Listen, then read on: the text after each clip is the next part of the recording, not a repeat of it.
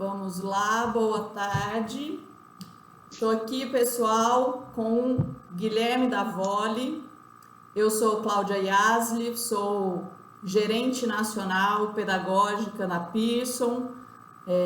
E a gente está aqui hoje com Guilherme Davoli, que é psicólogo, e estamos aqui para tratar de um assunto aí super importante, né, que a gente tem visto muita necessidade das escolas, das famílias, dos parceiros, não só da educação básica, mas a gente está aqui também com público de franquias, da área de idiomas, com famílias, então, de toda a nossa comunidade da Pearson, Davoli, para a gente tratar desse assunto que é a chegada no Brasil do coronavírus, da Covid-19. Enfim, a gente quer saber um pouco aí de você que é psicólogo, atua há muitos anos em clínica, é nosso grande parceiro também em eventos, em formação de professores, acompanhamento das nossas equipes. Quero te agradecer por estar aqui, por poder compartilhar um pouco do seu saber, da sua experiência com a gente, em mais esse momento, né, que é desafiador para todo mundo. Então, quero te dar as boas-vindas e queria saber um pouco como é que foram esses primeiros 10 dias aí, como é que você está acompanhando essa situação que a gente está vivendo. Joia. Cláudio, um prazer estar conversando, mandar um abraço para todo mundo que está nos acompanhando pela internet, tá? Olha, o que eu acho que nós temos que entender em cima dessa questão do isolamento é que, apesar de ser algo inusitado, algo que a gente, no máximo, tentou imaginar dentro do sistema, no fundo, isolar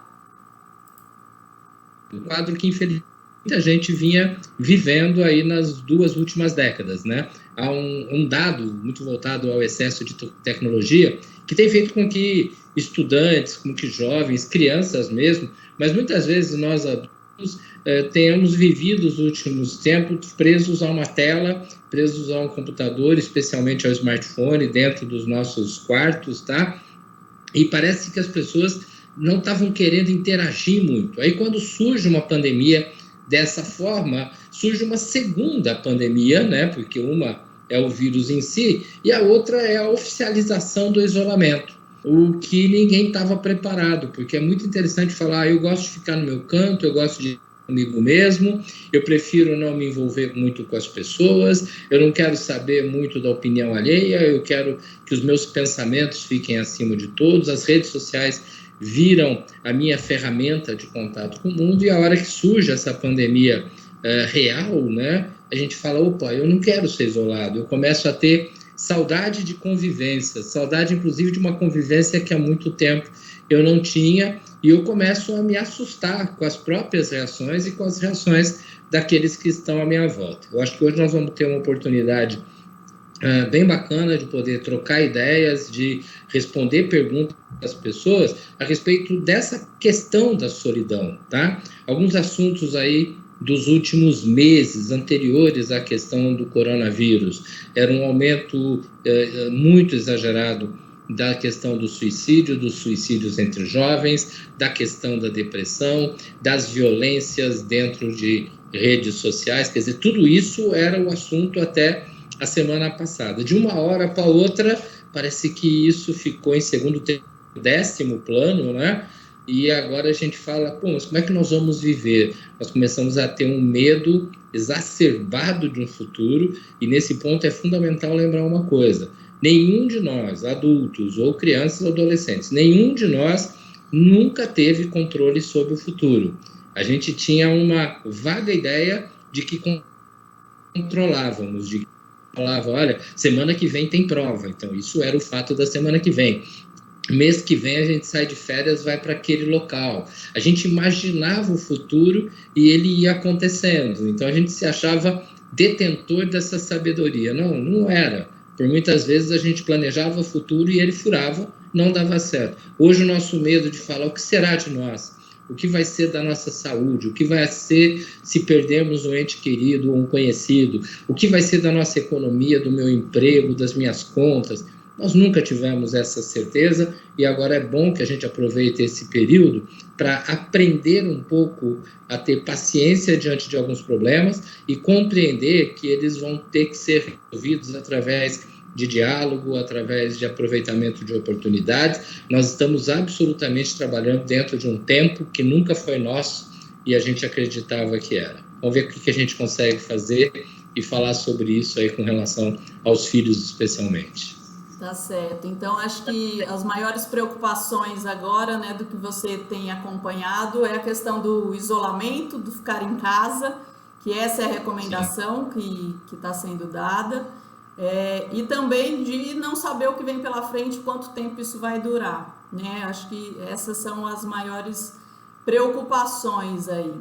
E como que você vê o papel da família diante disso, né? Como é que a família pode fazer para lidar com isso e com essas preocupações, especialmente com os filhos? Acho que essa também é uma outra grande preocupação, né, que a gente tem. Sim, sim. Nos últimos anos, né, as pessoas foram criando uma expressão que eu acho estranha demais, que é a família moderna é assim, a família moderna age de tal forma, né?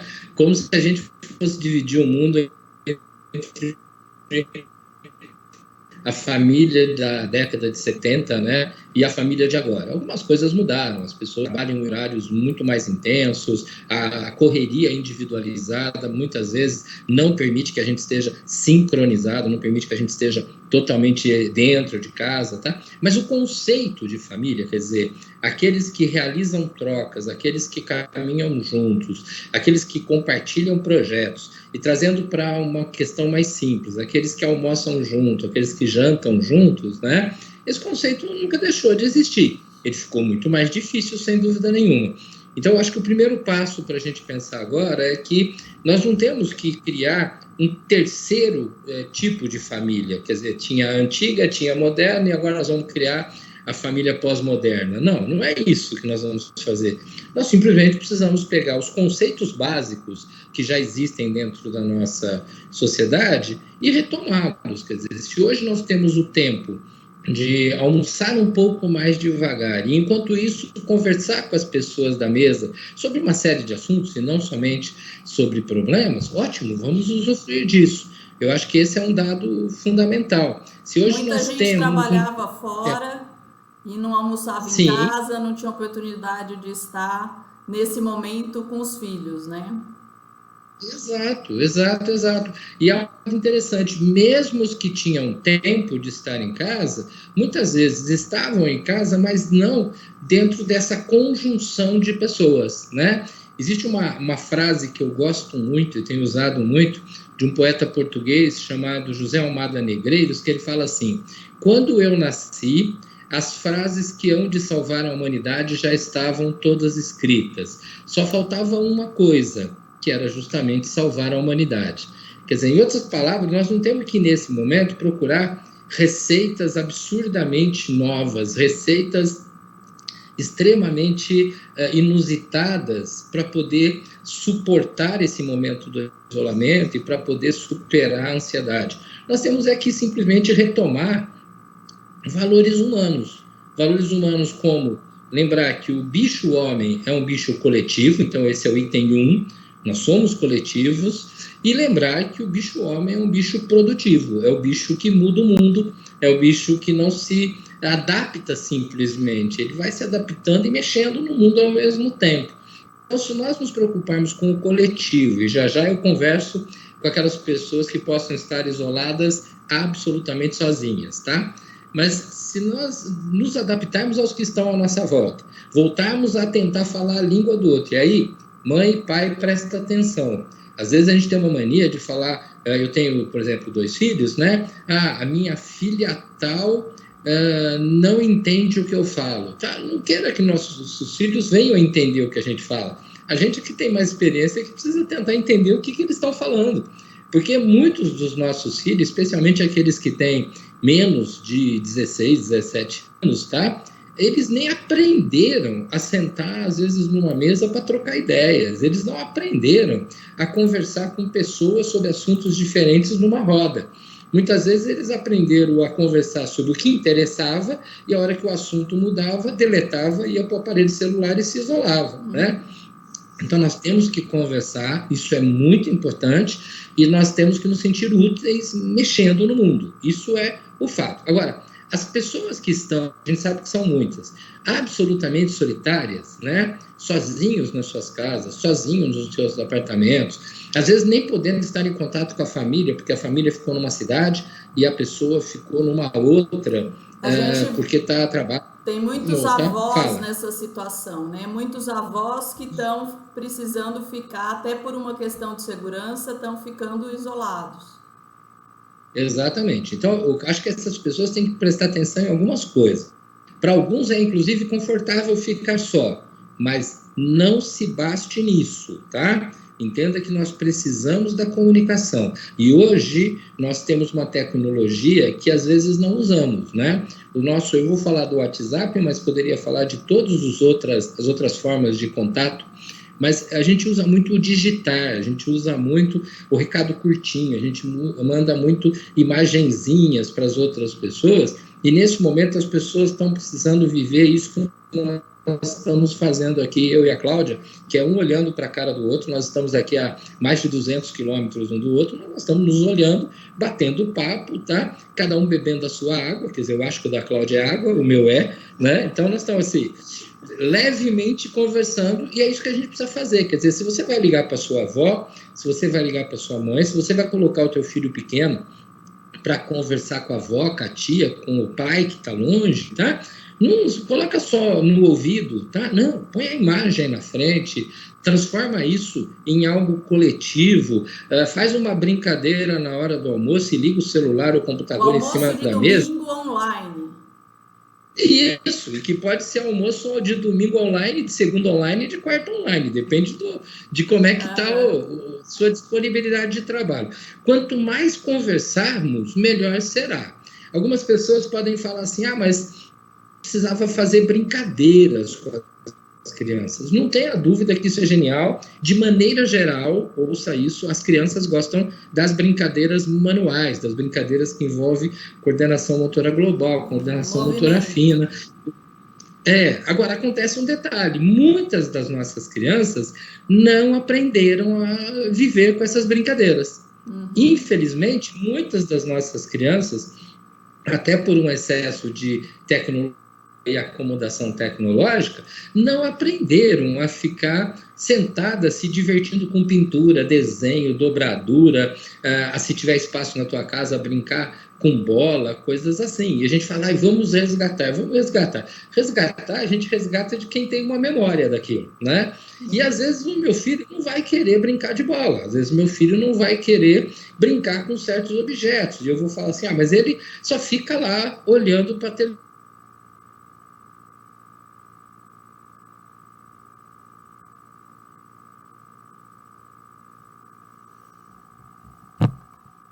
Acho que congelou um pouco a imagem aqui, gente, mas estamos aqui esperando e o Davoli retorna com a gente. Acho que a nossa transmissão continua, né? Davoli? Voltamos. Isso, acontece, é assim, faz parte dessa tecnologia, mas é muito bacana, a gente está com muita gente online aqui nos acompanhando, e você está dizendo justamente do resgate, que não é exatamente um resgate quando a gente ainda não criou o hábito. Exato. Então imagina que teu filho está assistindo um desenho ou um filme, tá? E que você não vê graça nenhuma ou nem entende, tá? E você quer que ele saia daquela tela e vá lá para o quintal, vá para o corredor, vá para algum lugar ou até para um outro cômodo da casa, fazer uma atividade que você acha que é lúdica, tá? Não, lúdico é você entrar no mundo dele. Senta ali do lado do sofá, puxa uma cadeira e pergunta do que ele está assistindo, entra na história do filme, dá no bom sentido, dá uma de chato, né? E entra no mundo dele, né? A questão da empatia, que a gente tanto discute, não é você trazer a pessoa para o seu mundo. A empatia é você buscar entender o mundo da pessoa usando os olhos dela. Então, eu preciso entrar no mundo do meu filho, conversar no mundo dele, para que daí eu possa propor que ele venha para uma outra atividade, que ele possa vir para uma outra tarefa, né? Agora há pouco assistindo a TV, aqui em Ribeirão Preto, eu vi uma pedagoga dando uma sequência de brincadeiras para se fazer em casa. E eu achei interessante, mas na hora eu fiquei pensando, tá bom, mas será que todas as crianças vão querer brincar daquilo? E quando eu tenho 2 filhos e um quer brincar e o outro não quer, ou eu tenho 3 filhos, tá? Que hoje é um pouco mais raro, mas muitas das famílias têm, e um quer brincar, o outro não quer brincar e o outro quer brigar, né? Tá, eu tenho que entender que isso é parte de um processo, não é um problema do período de isolamento, porque já existia antes. Então, nós vamos ter que negociar com os filhos, pais e mães e avós, se estiverem na mesma casa, a gente precisa entrar no assunto dos filhos. Agora, se eu estou em pânico, eu vou entrar no assunto dos filhos e talvez eu atrapalhe eles, porque eu estou jogando a minha ansiedade em cima deles. É como se eu falasse, olha, você tem que se divertir, você tem que ficar feliz, você tem que ficar bem. Não, as crianças têm que aprender a ter problemas, têm que aprender a resolver problemas, têm que aprender a dialogar, e nesse aspecto, talvez a gente tenha agora uma excelente oportunidade, apesar da dor, né, de começar a ter o exercício do diálogo como algo um pouco mais comum. Por isso que eu citei o poeta português agora há pouco, quando ele falava, olha, as receitas sempre estiveram aí, não precisa inventar nova, vamos só tentar nos acalmar e usar as que existem, né? E as que aí a criança gosta, que os pais gostam, a que a gente tem, né, como você disse, na memória e que pode resgatar e aproveitar para descobrir outras. Então, assim, o papel da família, do que você está dizendo, eu acho que é muito essa comunicação, né, garantir a comunicação. Estar em casa não significa que a gente está isolado do mundo, ainda mais com esses recursos que a gente tem aqui, né? Então, acho que é aproveitar para fazer esse contato, para estimular o contato, então, dos nossos filhos também com as pessoas que estão em outras casas, né, e que são próximas. Sim. Aproveitar o convívio nosso, familiar, as oportunidades, as ocasiões para fazer isso, para conversar, para bater papo, né? Fazer coisas que gostam juntos, é isso, né? É importante a criança... Desculpa, pode falar. Eu queria saber se é importante ter rotina para a criança em casa. Como é que é isso? Sim, vamos falar delas, mas deixa eu só colocar uma coisinha. Eu lembro quando eu comecei a usar computadores, isso já tem um bom tempo, né? Que aí surgiu o Windows, né? E quando surgiu o Windows foi uma das grandes invenções daquele momento. E é legal quando eu paro para pensar o Windows, que é janela, né? A ideia de uma janela.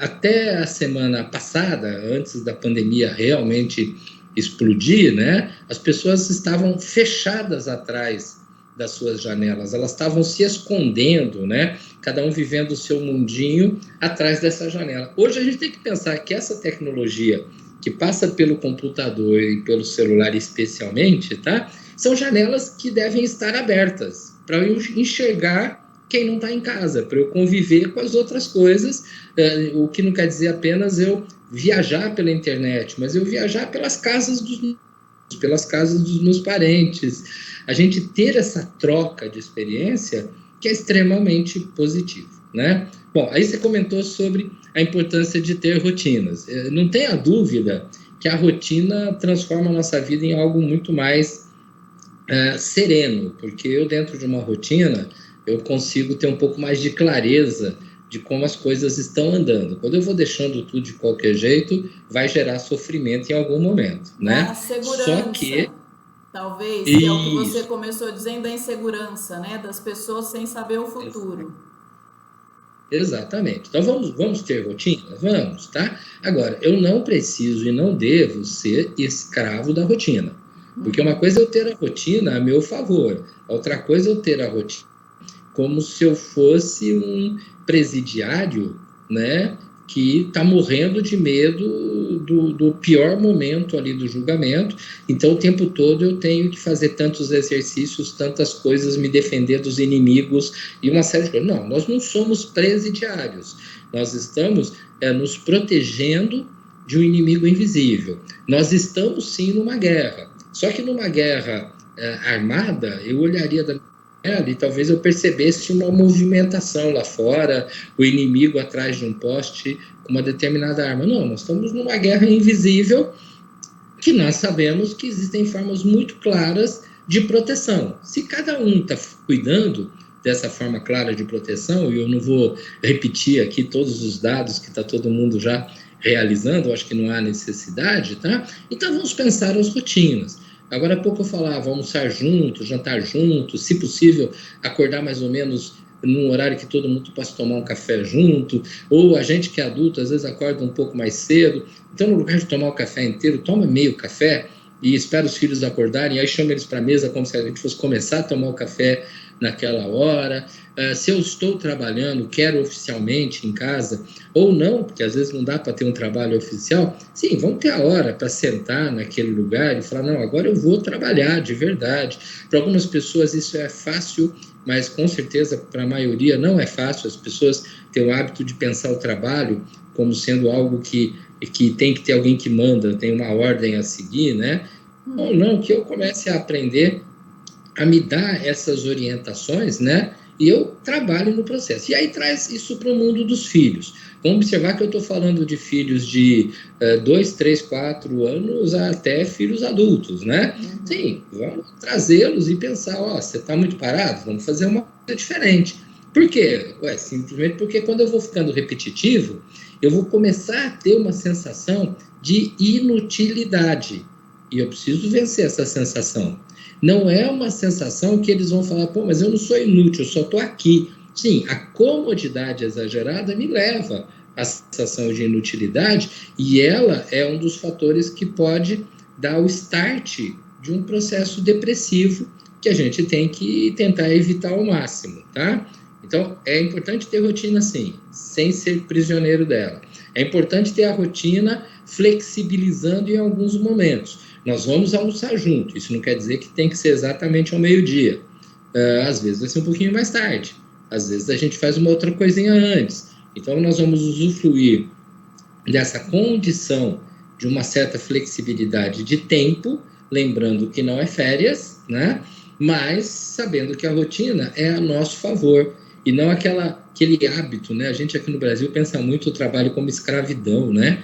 Ah, tá chegando a hora. Ah, daqui a pouco tem que ir embora de novo. Não aguento mais trabalhar. Não vejo a hora de chegar ao fim de semana, eu tô vendo, né? Um monte de gente doida para trabalhar, Davoli, querendo voltar ao trabalho. Exatamente, né? Porque trabalhar, gente, e estudar, no caso do aluno, é você descobrir-se competente, né? É muito... Você pega aquela criança pequenininha que está começando a aprender a ler e a escrever, o quanto ela fica deslumbrada com cada descoberta que ela faz, quando ela consegue escrever a letra do nome dela, a primeira letra, quando ela consegue ler alguma coisa escrita no outdoor. Quer dizer, ela se apaixona pela capacidade dela de estar crescendo em conhecimento. Isso é humano. E às vezes a gente quer abdicar disso, né? Não, vamos aproveitar isso, vamos atrás disso e vamos estabelecer rotinas que sejam coerentes, que sejam lógicas. Não precisa entrar em contato com seus familiares e perguntar que rotina eles estão tendo lá. Cada casa pode ter a sua rotina, tá ok? Desde que ela seja um misto de produção e bem-estar coletivo. Nós estamos no bem-estar coletivo. Essas duas coisas. Sim, nós temos que colocar nossos filhos dentro dessa condição. E aí é importante observar, a escola está se organizando, a escola do meu filho está lá se organizando de acordo com a possibilidade. Agora, fica claro, nenhuma escola e nenhum criou um plano de emergência para uma situação como essa. Quer dizer, as escolas estão acostumadas a, de repente, teve um feriado emendado, a gente vai adaptar. Ou, de repente, faleceu alguém, a escola fechou, depois nós vamos compensar a aula daquele dia ou 2 dias. Tá? Para isso aí a escola está preparada. Mas para um processo de parada desses, nenhuma, né? Se estivesse declarado, olha, ficaremos parados 15 dias, ficaremos parados 30, tá, vamos organizar. Não, ficaremos parados. Quanto é? Não sei.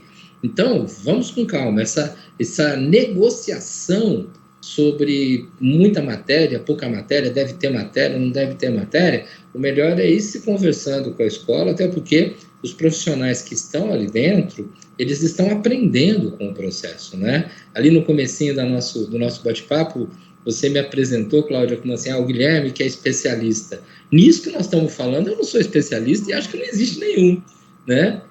Ninguém leu um livro sobre o que a gente faria em caso de uma pandemia em que tudo ficaria parado. Esse livro, que eu saiba, não foi escrito, né? Então, a gente vai se especializando nisso e, sinceramente, espero que seja uma especialização que a gente não precise usar no futuro, né? Que não haja necessidade. Exatamente, tá? Acho que isso é muito bacana. Fala, bem. Tem uma pergunta aqui para te fazer, e eu já vi que tem no chat sobre isso também. A gente vai poder responder perguntas aqui, gente. Que uma das coisas é que nos próximos dias, infelizmente, né, a gente vai acompanhar notícias de pessoas mais próximas que ou se contaminaram, que estão com Covid, que vão se adoentar, né? Algumas podem vir a falecer. Como tratar disso com as crianças? Como falar desse assunto com as crianças? Tem um aqui, inclusive, perguntando sobre como explicar para as crianças que não tem vaga em hospital para todo mundo. Né? Esse é um grande desafio que os pais estão vivendo. Acho que, como adultos, a gente já se angustia com essas coisas e o grande desafio é como tratar disso com os filhos pequenos, adolescentes, enfim. Tá, olha, eu lembro quando eu era criança, né, que às vezes eu estava numa festa e eu queria ouvir o que os adultos estavam conversando. E a hora que eu chegava perto, os adultos me expulsavam de lá. E aquilo pra gente era revoltante, porque a gente queria saber o que era a conversa de homens, de mulheres, o que o adulto tinha de tão secreto assim, né? Aquilo era muito chato. O nosso sonho era ser adulto, só para se vingar nas futuras crianças e não deixá-las saberem também, né? Mas depois a gente começa a entender, os adultos, na ignorância daquela época, eles diziam assim, olha, você tem 7 anos, então pense nos problemas de 7 anos, sofra os problemas de 7 anos e resolva os problemas de 7. Se você tiver 12 anos, você vai conviver com gente de 12, ter problemas de 12 e vamos crescendo. Existem algumas questões que são claras. A falta de vagas em hospitais. Isso não é um assunto que as crianças entendem, a não ser que a gente, adulto, fique falando disso o tempo todo na presença delas. Se toda hora a gente falar, que absurdo, daqui a pouco os hospitais não vai ter mais cama para ninguém, imagina alguém ficar doente, ser internado, vai ter que ficar no corredor, ou não vai ter como ser socorrido. Tá. As crianças estão ouvindo e elas não precisam ouvir isso. Então, é importante. Primeira coisa, vamos evitar ou vamos colocar filtros nos nossos diálogos. Existem tensões que nós adultos temos uma extrema dificuldade de acreditar ou de aceitar e de pensar. Não vamos passar para a criança, né? Questões sobre hospitais, questões sobre o que eu acho que o governo fez de errado ou fez de certo, críticas assim, a gente fala, mas a gente conversa entre nós adultos, se possível numa voz mais baixa, porque eles já estão tendo problemas demais de pensar que não estão se encontrando com os amigos deles, de pensar que queria fazer alguma coisa lá fora e não pode, de repente você mora num prédio que você olha lá embaixo e tem um parquinho, uma piscina e tudo mais, ninguém pode ir, tá? Então, vamos colocar o filtro. Se o filtro não funcionar e vazar informações, aí nós precisamos minimizar o impacto disso. Aí já não é para mentir, não é para virar e falar, não, imagina, tem muito hospital. Não, eu só vou falar, não, tá muito difícil, tá, mas a gente vai vencer. Até porque eles têm o celular na mão e muitas vezes eles se deparam com essas informações, né? E com muitas informações deturpadas, inclusive. Sim, nós temos um exemplo aqui em Ribeirão Preto, de menos de um mês atrás, nós tivemos 2 suicídios dentro de um shopping, 2 jovens em momentos diferentes se mataram, só que várias pessoas que estavam nos shoppings filmaram isso e mandaram para as redes sociais, e eu tive um contato com uma criança de 7 anos que veio me mostrar o vídeo de alguém que havia se suicidado e querendo saber o que era aquilo, por que fez aquilo e tudo mais. Quer dizer, não tem como evitar que a informação chegue até a criança de todas as idades. Aliás, desculpa, tem como evitar, mas é difícil, né? Então, nós vamos ter que filtrar e depois nós vamos ter que minimizar aquilo que passou pelo filtro, tá? Então, esse é o primeiro dado. Agora, eu não tenho que aumentar a tragédia. Já bastam as fake news que estão aumentando muito a tragédia, e às vezes a gente dentro de casa, no afã de falar, não, nós vamos ser claros, a gente não está deixando nada claro, a gente simplesmente está criando um barulho que vai fazer com que essa criança não durma à noite, vai fazer com que esse jovem viva uma determinada perturbação, então isso fica um pouco pior. Agora, o falecimento ou o adoecimento de pessoas da família, de vizinhos, de amigos, tá? Aí a gente já vai falar de uma coisa chamada luto, né? E o luto, ele existe desde que a humanidade é a humanidade. Os seres humanos, independente, inclusive de seus credos religiosos, eles não estão preparados para as perdas, né? E no caso dessa pandemia, talvez seja ainda pior, porque parece que quando acontece com alguém, pode estar chegando até para nós, aqui dentro de casa. Então, o pânico acaba sendo maior. Então, é interessante observar, olha, alguém morreu. Tá, alguém morreu, nós temos o direito de ficar tristes, nós temos o direito de falar de saudade, mas cuidado para não ficar falando, mas ninguém controla, isso não vai ter jeito, isso ainda vai matar muito mais gente, muita gente vai passar... Não, eu já estou aumentando a morte, tá? Crianças, jovens, e vamos colocar aí, especialmente até os 12, 13 anos, eles têm uma facilidade muito maior do que nós de chegar perto da notícia da morte, sofrer naquela hora e voltar à sua vida regular. Eles não ficam remoendo. Quando você encontra uma criança que perdeu alguém e ela está lá, faz um mês, faz 2, e ela continua remoendo a perda, você pode contar que tem adultos em volta falando coisas do tipo, nossa, você lembra do vovô? Ou você não tem saudade quando vocês passeavam junto? Vamos ver fotografias, né, da pessoa que morreu. Quer dizer, eu vou realimentando aquela doença. Isso, então o nosso cuidado... Nós remoemos, e nós adultos muitas vezes achamos que estamos matando saudade, quando na realidade, por mais que possa até ter algum aspecto agradável para alguém, no fundo eu estou alimentando dores.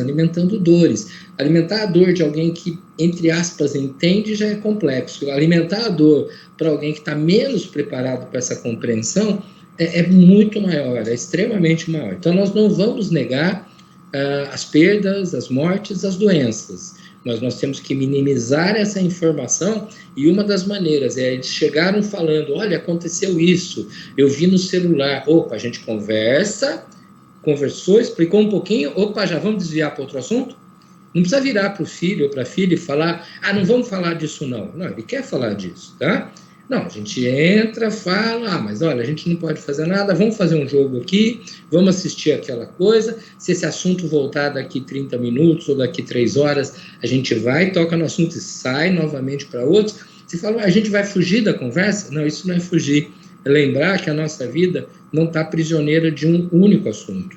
Nós temos um leque de coisas a ser pensado, a ser trabalhado, né? Nesse exato momento, talvez alguns pais estejam assim, preocupadíssimos com o emprego, como é que vai ficar. Esse é um assunto muito sério, mas independente disso, tem que pensar no almoço, tem que pensar no jantar, tem que pensar no cuidar dos filhos, pensar que curso eu posso fazer na internet, que vai me preparando um pouco melhor, caso realmente eu venha a correr o risco de perder emprego, né? Quer dizer, eu tenho que pensar além da dor central, que seria a perda do emprego, ou se eu sou dono de um pequeno negócio, vai quebrar o meu negócio, né? Tá, então volta para os filhos. Eles também têm que pensar além da notícia tensa, além da notícia ruim, porque os outros assuntos fazem parte da nossa vida. Quanto mais amplo o meu leque de pensamentos e de ideias, menos eu sou dependente daquela que me perturba. Muito bem.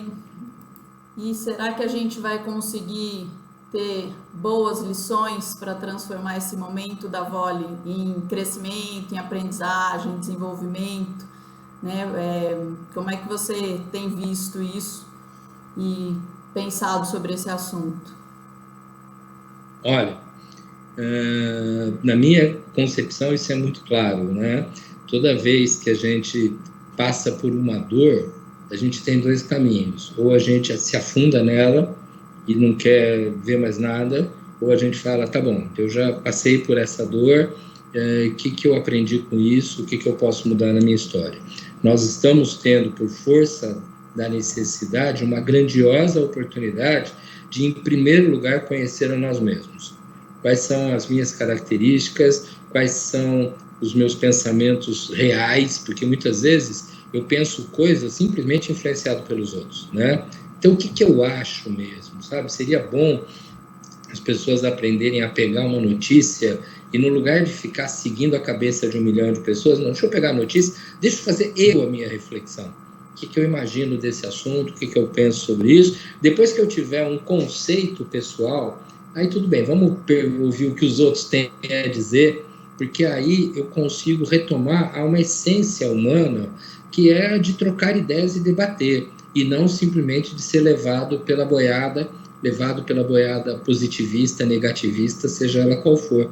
E o que a gente tem visto muito são as pessoas sendo 100% influenciadas. Então eu vejo adultos com medo de algumas coisas, que a hora que você põe eles para pensar um pouquinho, você fala, é verdade, não era nada tão importante assim, tá? Sim, mas eles foram sendo influenciados. Então, o primeiro passo, que cada homem, que cada mulher, que cada pessoa tente repensar um pouco quem sou eu, quais são os meus valores, o que eu posso fazer pelos outros, o que eu posso fazer por mim.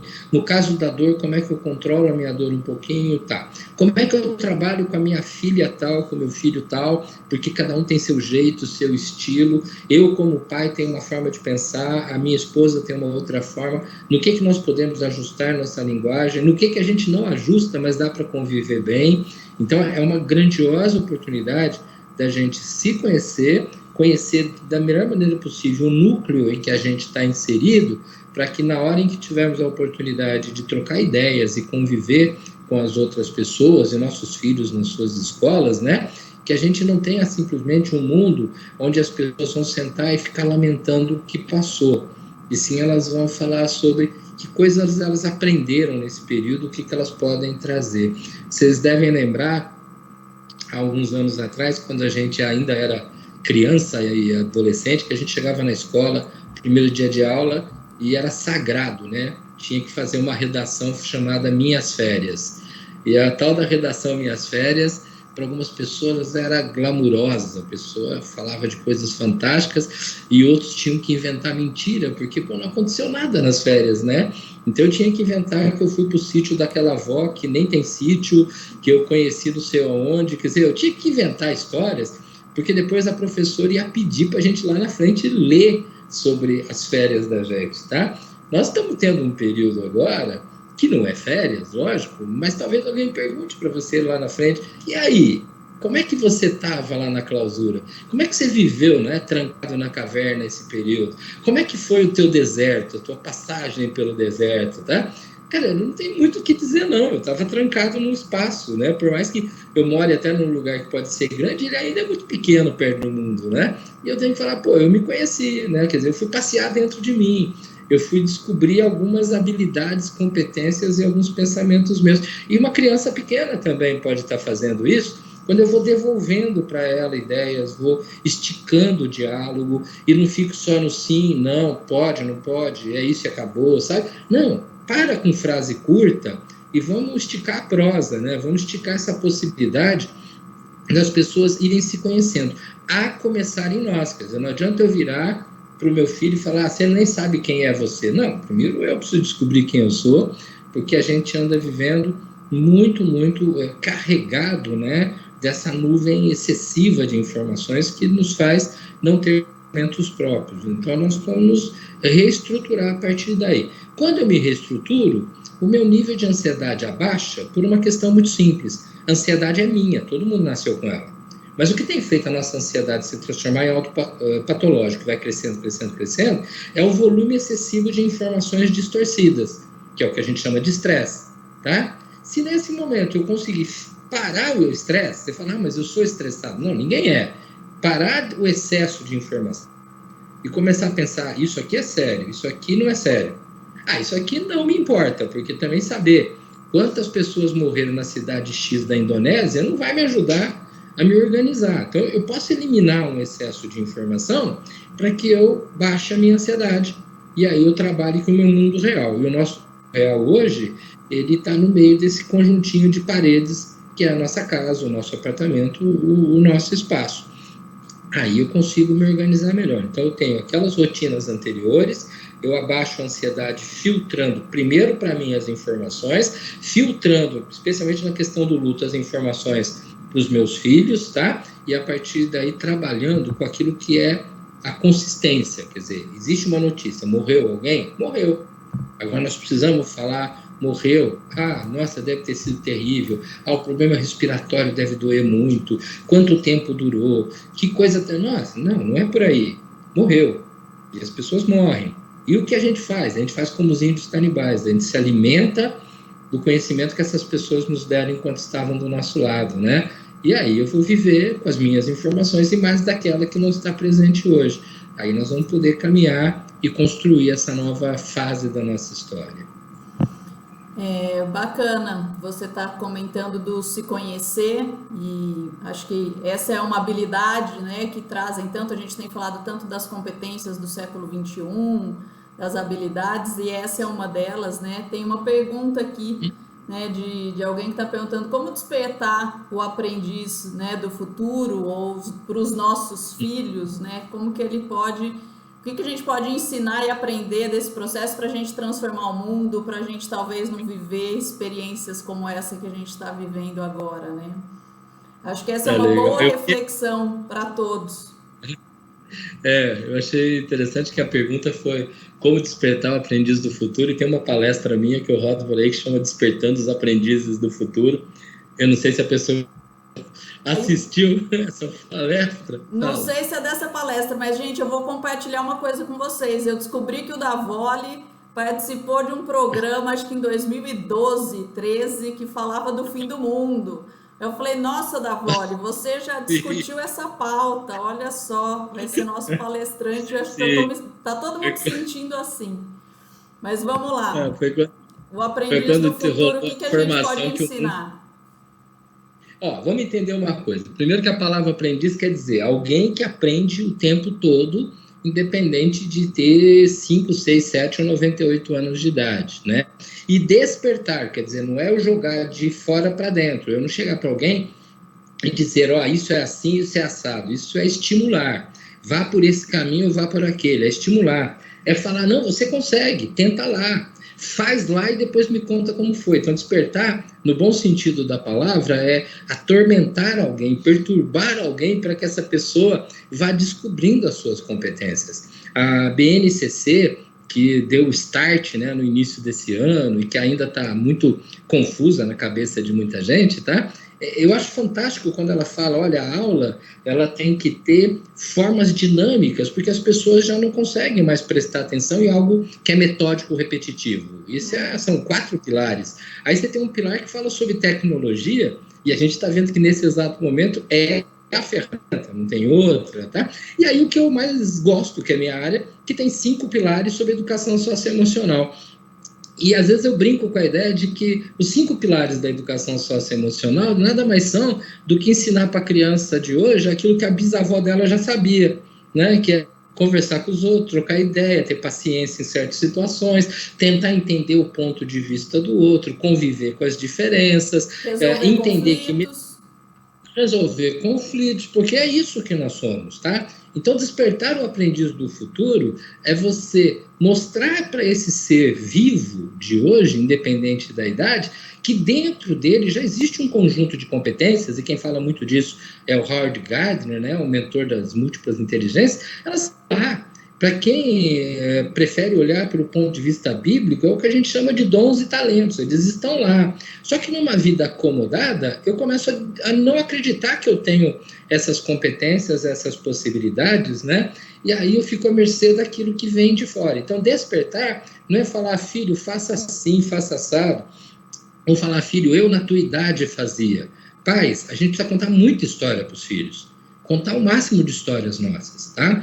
Mas eu não posso contar a história imaginando que porque eu contei uma história para o meu filho, então eu acabei de passar a receita para ele resolver os problemas do mundo, né? Eu só contei uma história e eu falo, tá, mas agora é tua vez de tentar fazer do teu jeito. O que eu estou te dando aqui é uma mera dica de algo que uma vez deu certo. Mas teve coisa que eu fiz no passado que deu errado também. né? Sabe aquele pai que às vezes fala assim, filho, eu nunca colei? Larga a mão de ser mentiroso, né? Quer dizer, se você já colou, não colou, esse não é o grande problema.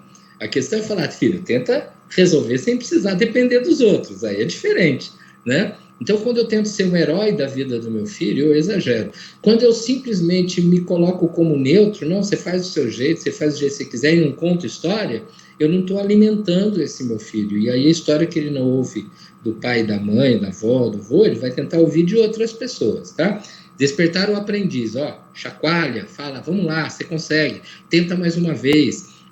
Pô, você está aprendendo violão, você está cantando bonito, tocando, mas você consegue fazer esse acorde um pouco mais difícil, né? Você é capaz de tentar um pouco mais. A tua letra tá legal, mas você já fez melhor, vamos tentar superar. Então, eu desperto o aprendiz, principalmente quando eu digo para ele, tanto amigo teu querendo falar com você, por que você não fala com eles? Ele fala, eles são chatos. Não, chato está sendo você que não está dando uma chance para ele. Vai lá um pouquinho, né? Quebra essas resistências. A tecnologia gerou uma doença de acomodação muito grande e agora a tecnologia pode ser a ferramenta para quebrar essa acomodação se ela começar a nos colocar em gente, apesar de estarmos dentro do deserto, dentro da caverna, aí, como eu coloquei, cada um no seu canto. Então, o período que nós estamos vivendo, nenhuma escola imaginava, nenhum professor está gostando disso, nenhuma instituição está feliz com a situação, não está acontecendo nada disso. O que está acontecendo os professores estão se reorganizando, inclusive como pessoas e como educadores para um novo momento, as escolas estão se preparando para conseguir atender da melhor forma possível esses alunos quando voltarem, inclusive do ponto de vista socioemocional. As famílias precisam, se já precisavam antes, dialogar com a escola, vão ter que dialogar mais com as escolas, e é justamente esse barulho em que todo mundo vai ter que conversar com todo mundo, que eu acredito que é uma excelente ferramenta, né, para que a gente consiga imaginar que tem coisas boas para acontecer após a passagem desse vírus nesse exato momento, né? Então, é trabalhar esses processos. Os nossos aprendizes, eles querem ser estimulados. Isso você não tem a menor sombra de dúvida. Muito bem. E o valor e a importância da comunicação, né? Da comunicação dentro de casa e na família, com as pessoas próximas. Você sabe que uma das coisas que eu estou aproveitando é para resgatar contato com amigos que estão distantes, que fazia tempo que eu não conversava, então chama, vamos fazer uma videoconferência, vamos saber como é que tá, como que cada um está vivendo. Também é uma oportunidade para fortalecer esses laços, né? Comunicação em casa, comunicação com a nossa rede de amigos próximos, de família. E você comentou agora da questão da comunicação escola-família, né? Que a gente sabe o quanto que é importante. Ter paciência com todos, né? Eu acho que exige isso. Está todo mundo aprendendo nesse momento, está todo mundo vivendo esse desafio grande, que é essa experiência que a gente tem. A gente tem algumas perguntas aqui. Gente, vamos ver aqui. Tem algumas perguntas e preocupações com filhos que estão em fase de vestibular e de ensino médio, né? Como é que fica aí o cenário, como tratar disso com eles. Tem algumas perguntas mais de escola, vamos falar mais da família. Claro que se der a gente responde.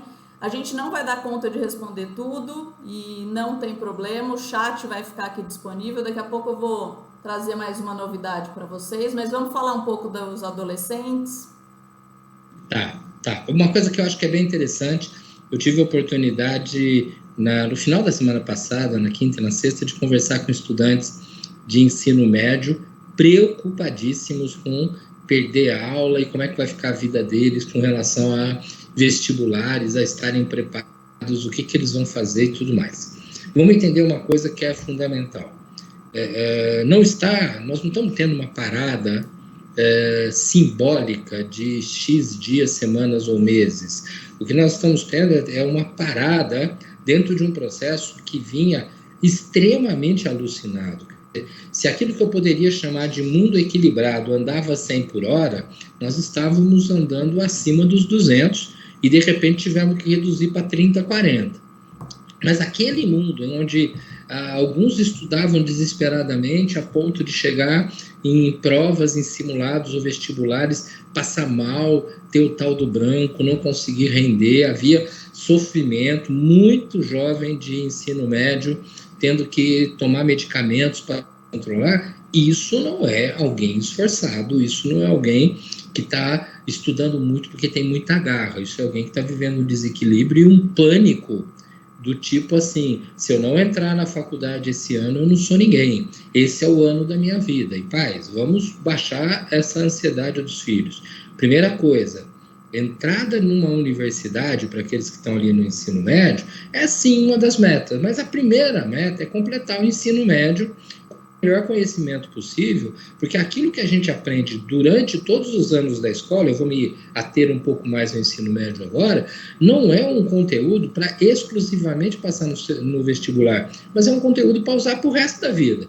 Eu não aprendo física porque vai ter uma prova de física, porque isso vai ser útil para mim em outras coisas que eu vou fazer na minha vida. Então, eu tenho que ter o conhecimento, porque o conhecimento me fortalece, tá? Aristóteles, 384 anos antes de ele falava assim, a função primeira do conhecimento é levar o homem a vencer seus medos, quer dizer, não é para ser melhor que os outros, é porque quanto mais conhecimento eu tenho, mais seguro eu sou, mais equilibrado eu sou, mais facilmente eu enfrento as dificuldades que a vida pode me trazer, tá?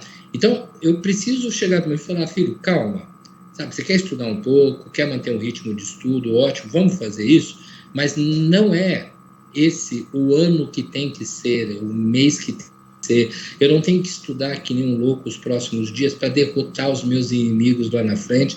O único inimigo que nós temos agora é um problema grave de saúde mundial, tá? Então nós precisamos entender que esse pânico com relação ao estudo, ele vai ser reestruturado e organizado pelas escolas, pelos educadores, com a ajuda sensacional da internet em vários desses aspectos, tá?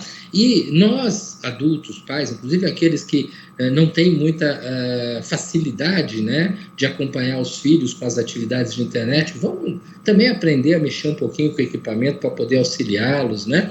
Então, tudo isso é em prol de uma melhora do diálogo e do conhecimento, mas esse conhecimento que entra e fica. Esse conhecimento que entra e passa a ser uma ferramenta útil para a nossa vida. E não o conhecimento em que a gente estuda porque tem que saber para passar a prova tal, porque eu preciso me livrar dessas coisas do passado e para o futuro. Aqueles pais que têm filhos dentro das universidades, a gente já vinha dentro de um processo aí dos últimos 10 anos, né, em que a insegurança da formatura vinha crescendo.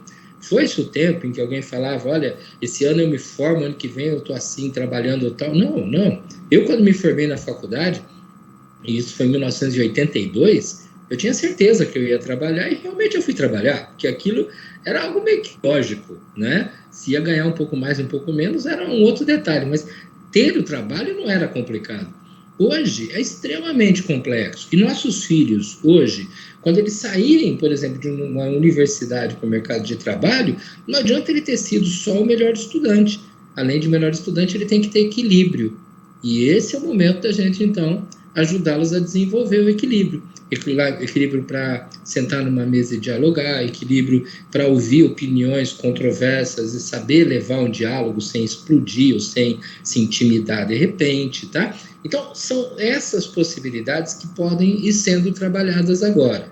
Óbvio, tem um monte de curso legal para fazer, as próprias escolas podem, em alguns momentos, disponibilizar material, aula, um monte de coisa. Fora isso, existem outros cursos paralelos das coisas mais variadas e gratuitas na internet. Vamos aprender coisas, né?